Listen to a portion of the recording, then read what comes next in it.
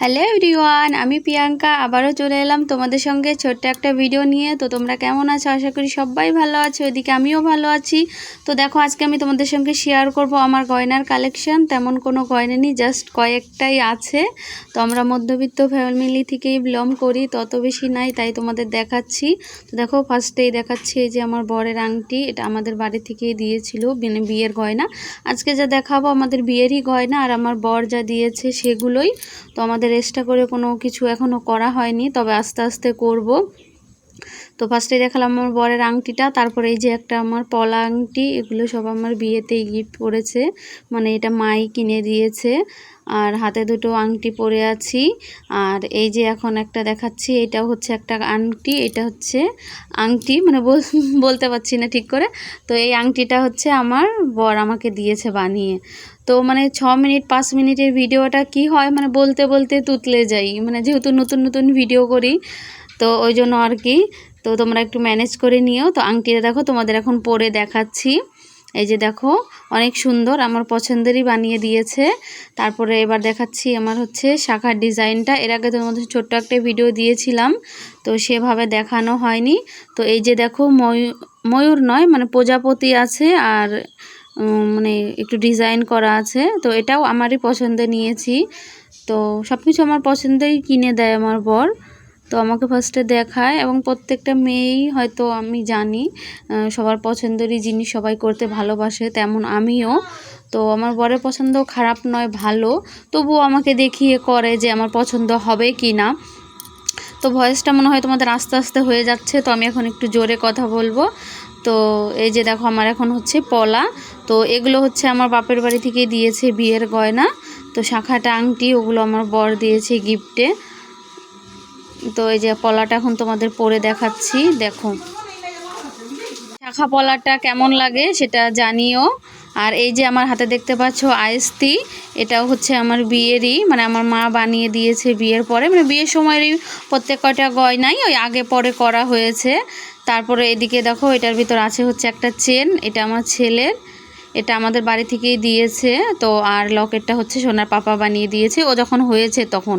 এগুলো হচ্ছে পরের গয়না, সোনা হয়েছে তারপরে বানানো হয়েছে। তো তারপরে এই যে এখানে আছে, এটার ভিতরে কি আছে দেখি, দাঁড়াও, অতটাও মনে নেই। তো এটা ভিতরে আছে হচ্ছে আমার চিকটা গলার, এটাও আমার বিয়ের গয়না, বিয়েতেই দিয়েছিল। তো যেহেতু আমি আগেই বললাম আমরা মধ্যবিত্ত ফ্যামিলি থেকে বিলং করি, তো আমার বাবা আমাকে হার দিতে পারেনি, তো ওই জন্য আমাকে চিক বানিয়ে দিয়েছে। কারণ সোনার দামটাও ওই টাইমে বেশি ছিল, তো এত কিছু দেওয়ার পরে হারটা দিতে পারেনি, তো চিকটা দিয়েছে। তারপরে এটার ভিতরে কি আছে দাঁড়াও দেখাই। এটার ভিতরে আছে মনে হয়, একটু দেখা গেল আর কি। এটার ভিতরে আমার বরের চেনটা আছে, এটা আমাদের বাড়ি থেকেই দিয়েছে বিয়ের। তো যেহেতু আমি চেনটা মাঝে মাঝে পরা হয়, ওই জন্য আর কি এটা অন্য কোনো বাক্সে রেখে দিয়েছে, এটারও আলাদা একটা বাক্স আছে।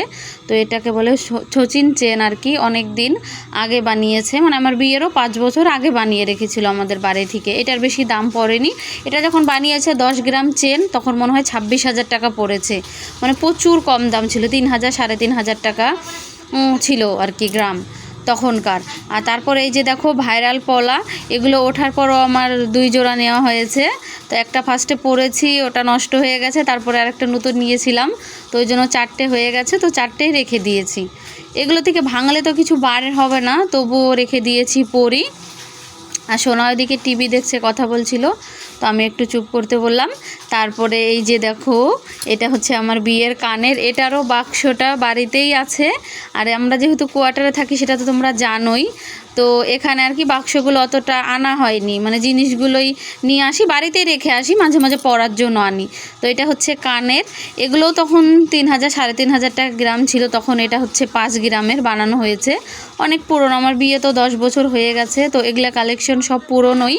তারপরে যে সোনা গয়নাগুলো নিয়ে খেলা করছিল, তাই দেখাচ্ছিল, তাই আমি ভাবলাম যে রেখে দাও, মানে সব কিছুই বিয়ের সময় বাবা দিয়েছে, তো এগুলোর মূল্য অনেক, পুরাতন ডিজাইন থাক আর নতুন থাক, কারণ যেহেতু আমি তো বললামই অনেক দিন আগে বিয়ে হয়েছে, তখনই এগুলো ট্রেন্ডিংয়ে ছিল, বানিয়েছি যখন।